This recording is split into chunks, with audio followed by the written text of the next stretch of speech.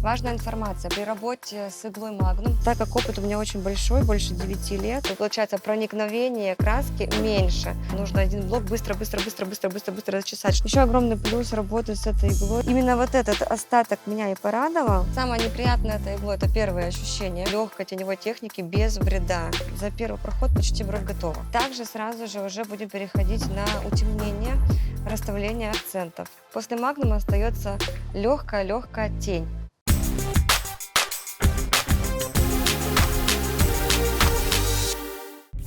Всем привет! Мы на канале Hanafi. Меня зовут Галина Малая. Сегодня я буду выполнять свою авторскую технику на магнумах и будем делать брови.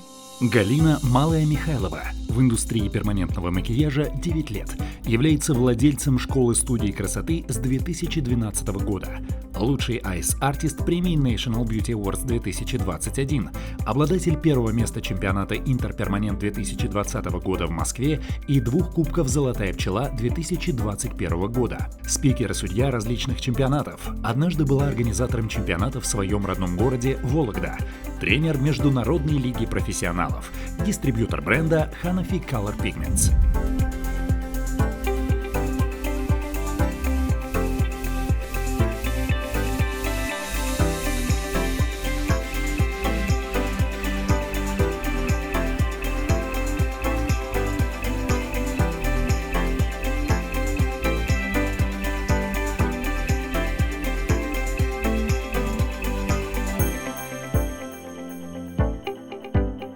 Эскиз мы уже выполнили. Эскиз я рисую просто гелевой ручкой, белой, потому что мне удобнее ее корректировать в процессе.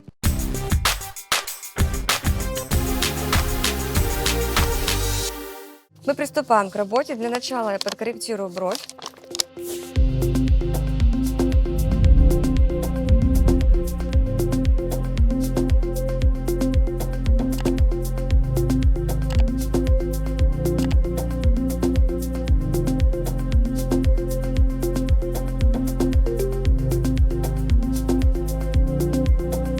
Для нашей модельки я выбрала несколько цветов. Первый этап будет проходить у нас более светлым цветом. Буду создавать теплую подложку и буду смешивать 2 единички для глаз, которая от Ольги Костенецкой, и Golden Blonde. Второй этап будет проходить уже именно с основным цветом.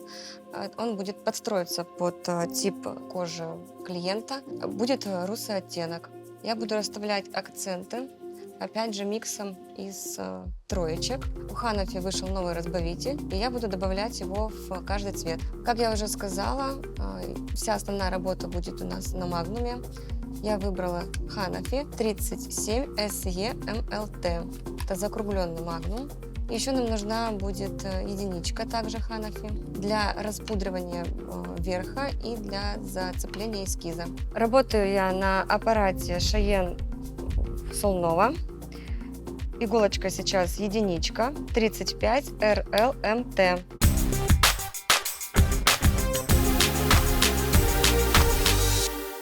Сейчас настраиваю скорость. Работаю я примерно на вольтаже где-то 5.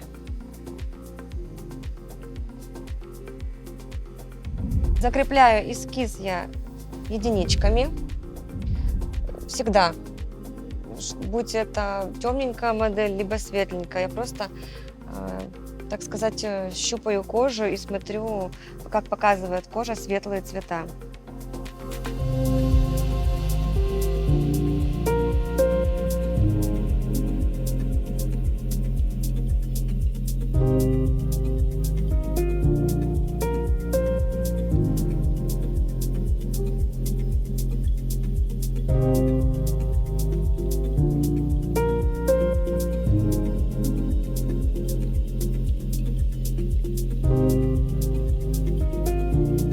Эскиз закрепляю я только по контуру. Нижняя линия идет легкая, но более плотная. Поверху я уже линию распудряю. И основание, получается, головку брови, я буду просто вот таким вот методом, как точечным таким, закреплять. То есть единичкой по всей брови я не прохожу. Сразу же закрепляю эскиз на второй брови.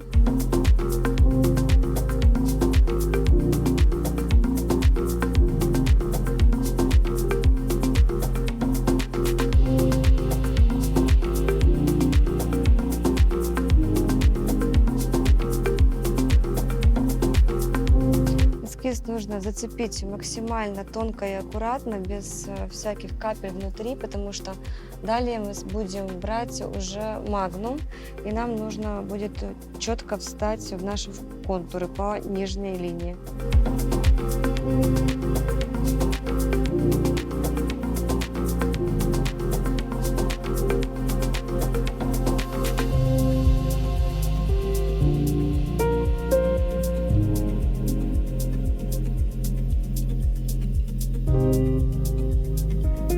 Мой секрет состоит в том, что я работаю практически везде, на любом клиенте, с любой техники, с единичками.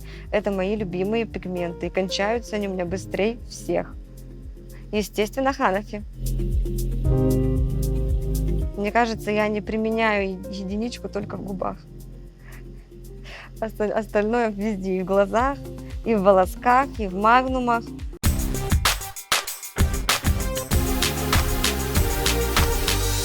В принципе, все. Первый этап готов. Мы аккуратно зацепили эскиз. Теперь берем иглу магнум. Многие боятся этой иглы, потому что тут в спайке получается сразу же 7 игл. Это, напоминаю, закругленный магнум, что позволяет аккуратнее сделать любые закрасы. Я эту иглу очень люблю, не только с бровями. Я делаю перекрытие век, и не только перекрытие тени на веках, также помадные техники на губах. В общем, игла – это у меня однозначно одна из любимых. Важная информация. При работе с иглой магнум скорость работы на блоке либо на аппарате увеличивается. Аппарат должен быть мощнее, потому что поступание краски с иглой, где много игл, намного хуже, если брать в сравнении с единичкой. Единичка, она сама по себе будет бить немножко глубже, она острее. Магнум за счет того, что у нее несколько игл сразу, получается проникновение краски меньше. Соответственно, нужен немножко удар машинки посильнее. При этом не забывая о легкости самого движения. Самое неприятное этой иглой – это первые ощущения до анестезии. И еще она брызгается. А в остальном все прекрасно. После магнума остается легкая тень.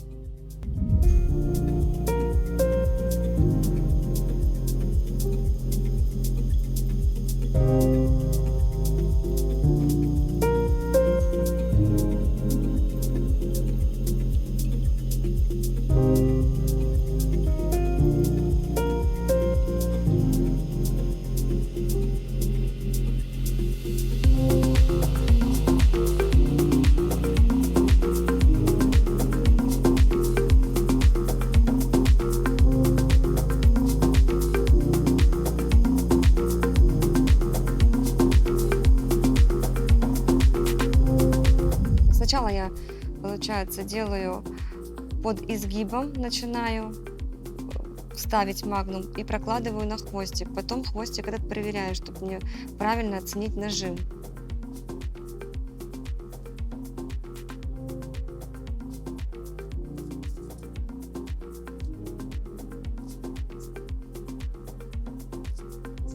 На хвостике я делала нажим совсем легкий, потому что первое, где можно навредить, это, конечно, на косточке.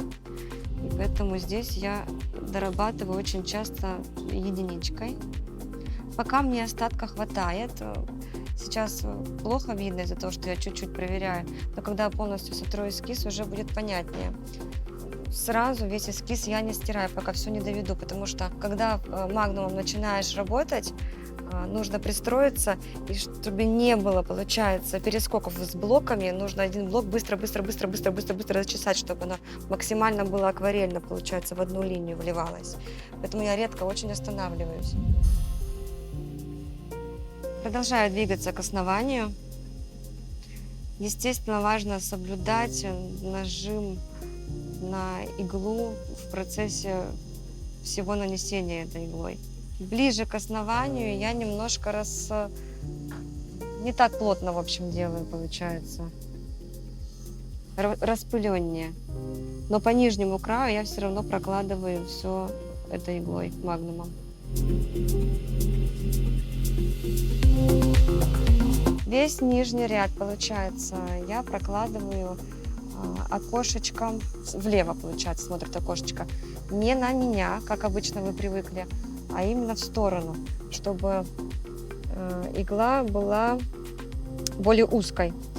А вот дальше я разворачиваю уже окошечком на себя и разворачиваю штрих уже чуть-чуть наверх. То есть чаще всего я просто подстраиваюсь под рост волос. То есть если рост волос сильным заломом, то я тоже сильным заломом иду. Если волос больше наверх, значит я тоже стараюсь штрихи прокладывать больше наверх.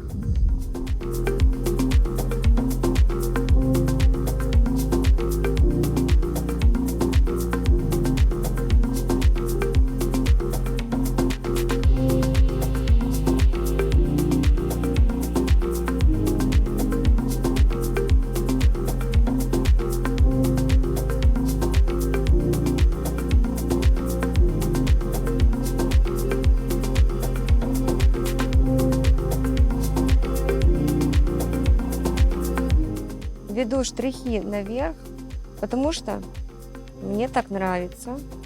Мне нравится, когда про нижний ряд проложен более четко и наверх идет распыление. Туда же я буду добавлять как раз и единичку, чтобы получить более пудровый и мягкий эффект. Не отрывая руки, я пробегаюсь по всей брови, как будто бы заравнивая.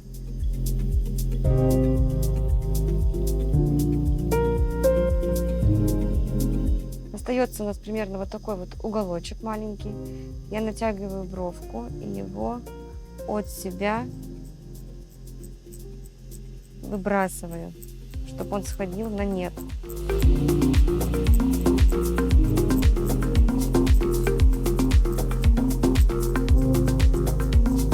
Перетягиваю сразу же к низу. К низу опять как бы соединяя наши блоки.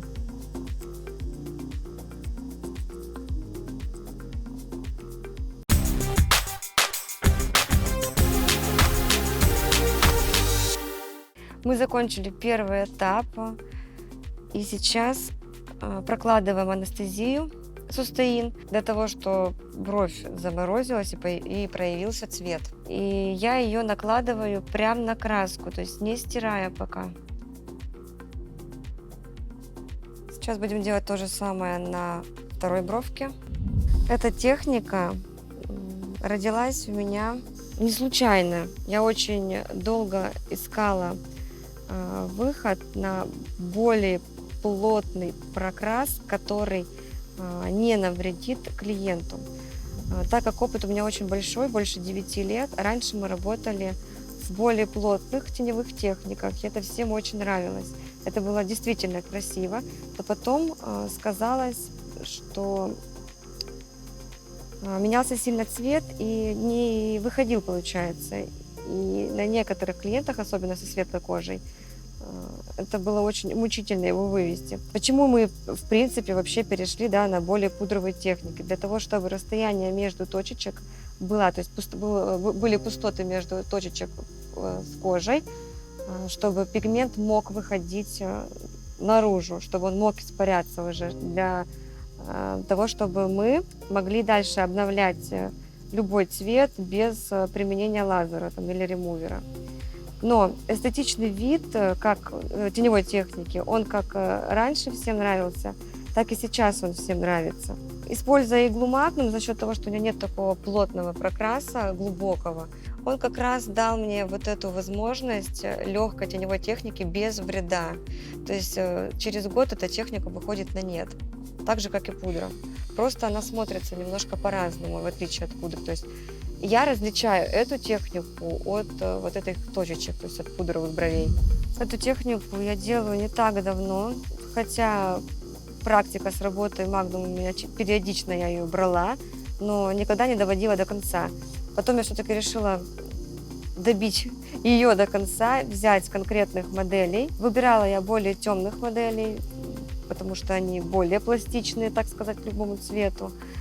И на них пробовала. То есть я смотрела, как они заживают, какие у них корочки, как они ведут себя через 3 часа, через 7 дней. И как самое главное, какой остаток остается через месяц. именно вот этот остаток меня и порадовал, дал мне дальнейшие шаги работать с этой иглой именно в этой технике. То есть на сегодняшний момент я в ней уверена. Единственное, что за счет того, что все равно это такая более опасная игла, и я советую с первой процедуры не выполнять сразу яркими этими цветами. То есть я всегда беру что-то такое. Я вообще, в принципе, всегда беру единички, акценты расставляю троечками. Сейчас двоечка – это просто основной цвет под русый цвет волос модели. Вообще, когда приноровишься к этой технике, это достаточно быстро. Особенно выполнять объемные брови, то есть не просто маленькие, а где большие прокрасы.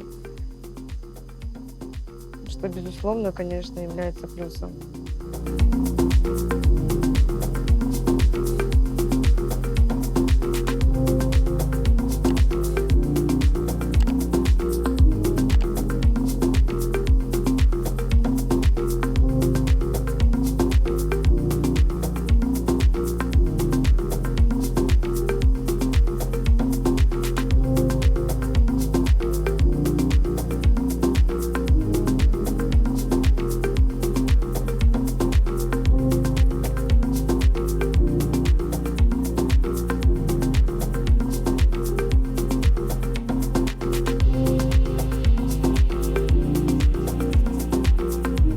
Сейчас мы вот стерли всю вот эту вот такую красоту, зато получили вот такой остаток. Немножечко я тут, пока разговаривала, пропустила, и я сразу же это место добавлю.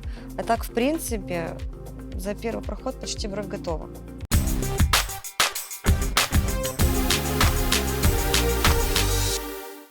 Сейчас у нас будет второй проход, то есть вытягиваем до конца основным цветом двоечкой с разбавителем нижнюю линию и поднимаемся наверх. Волосики я приподнимаю, чтобы между ними был равномерный прокрас. Натяжка должна быть.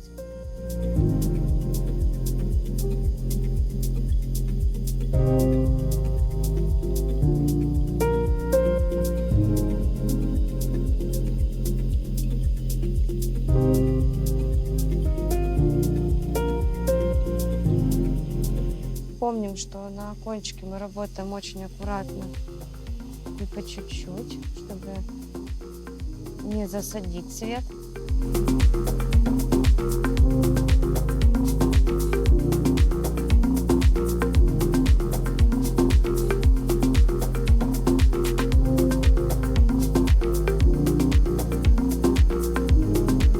Также волосики приподнимаем, отодвигаем, чтобы прокрас был равномерный.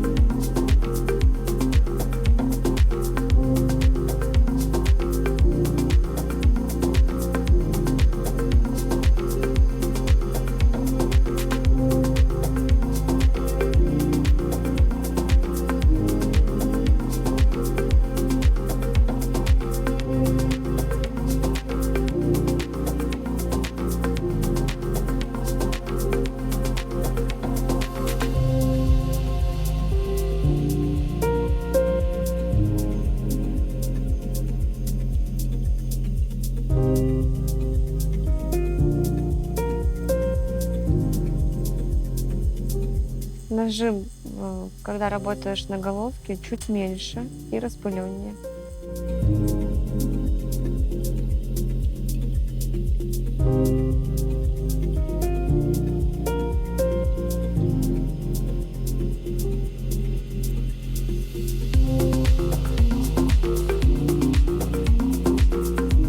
Вверх. Прям с нижней линии, чтобы была пушистость. Также буду добавлять еще крестообразные штришки. Опять же, чтобы они смотрелись пушистее.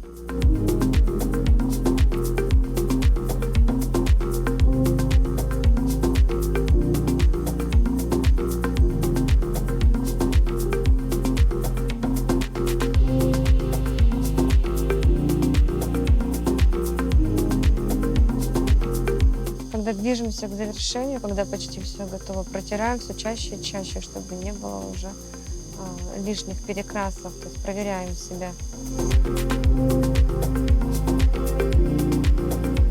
Этапов будет столько, сколько вы себе их, наверное, придумаете, в зависимости, какая яркость нужна. Нам нужна акварелька, поэтому с этим прокрасом я заканчиваю. Останется у меня третий проход, подровнять все единичкой и чуть-чуть еще подраспылить наверх.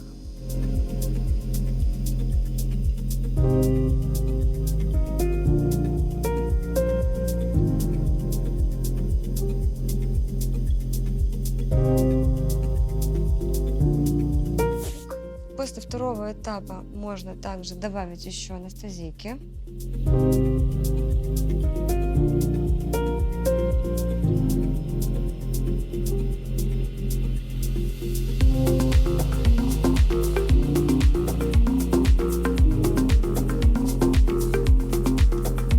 И стираем нашу красоту на второй бровке.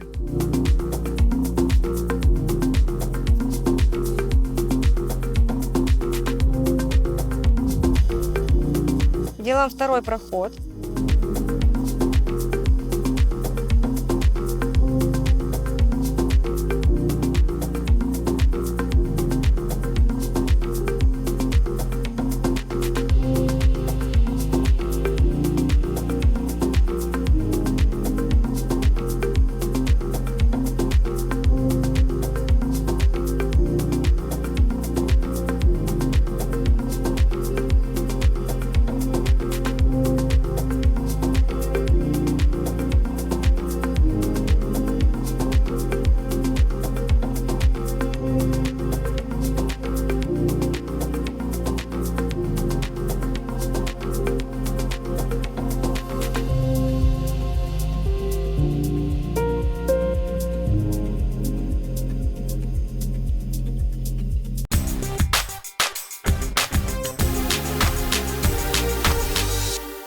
Сейчас возвращаемся обратно к игле единичка.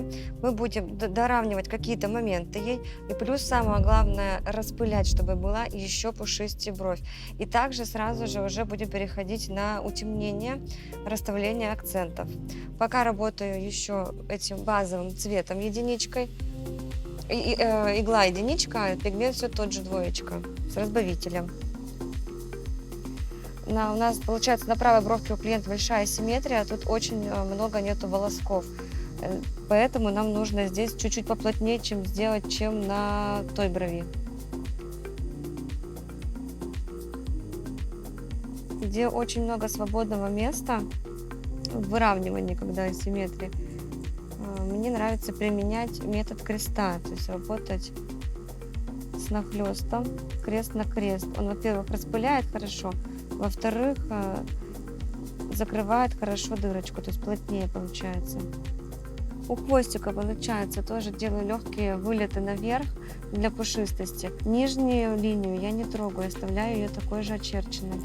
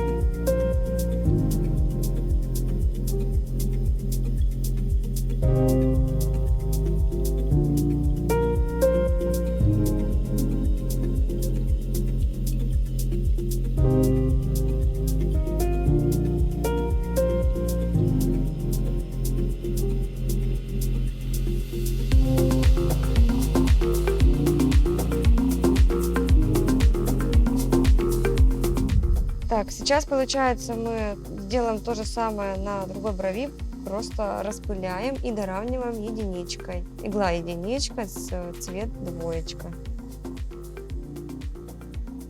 Также просто распыляю верхний ряд вытягиванием наверх. И если вдруг где-то остались пустоты какие-то, и нужно что-то подровнять, то сразу же подравниваем. Если вдруг начинающий мастер решит работать на игле Magnum, первым, что я посоветовала бы, если уж без обучения, то сначала взять латекс. Только на латексе можно поставить правильно руку, понять штрих, как вообще красит этот Magnum, чтобы потом переходить на клиента. Сразу на клиента я никогда в жизни не посоветую, сама так не делала. Либо пройти естественное обучение, потому что в этой игле есть, конечно, свои нюансы, которые важно услышать, узнать, попробовать вместе с тренером, а не одному, чтобы понять, как заживает, как правильно разворачивать эту иглу в процессе работы.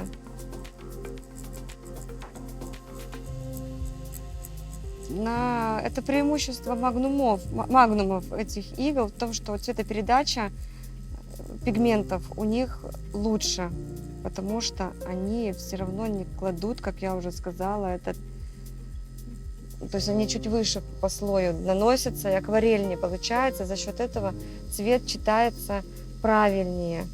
Эту технику я выполняю только на пигментах Hanafi, на других даже не экспериментирую, потому что проникновение в кожу, то есть за счет того, что он жидкий пигмент и он органический, именно к этой игле он подходит просто идеально, поэтому перепрыгивать на другой пигмент мне вообще просто даже незачем. Единственное, да, не забывайте добавлять разбавитель, особенно в первую работу, чтобы у вас работа стала немножко пластичной, чтобы ее на коррекции можно было куда-то двинуть, что-то подправить, потому что яркость добавить никогда не поздно. Еще огромный плюс работы с этой иглой, что градиенты эта игла показывает, конечно, лучше. Не зря ее любят татуировщики. То есть она прям вот одним цветом покажет объем. А если уж добавить туда для интереса еще несколько цветов, то, конечно, работа становится более объемной и красивой.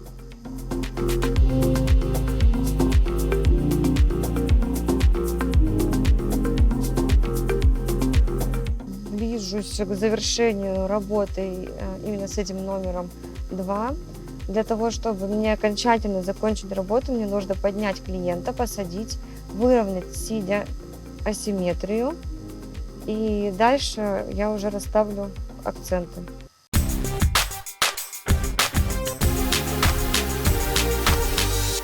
Сейчас будем расставлять акценты.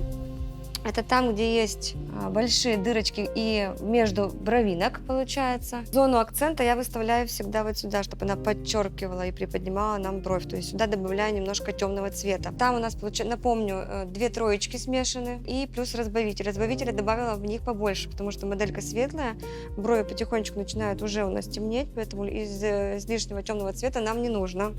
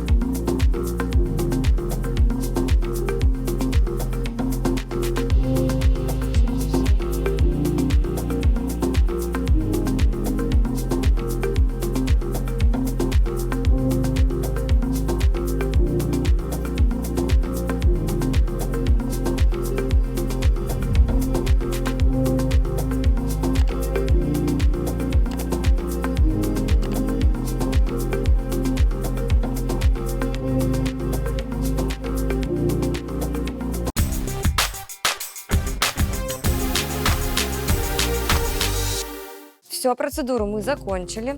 Сейчас мы будем поднимать модельку и ее фотографировать. Сейчас покажу еще немножко, какие ракурсы я беру и как я фотографирую.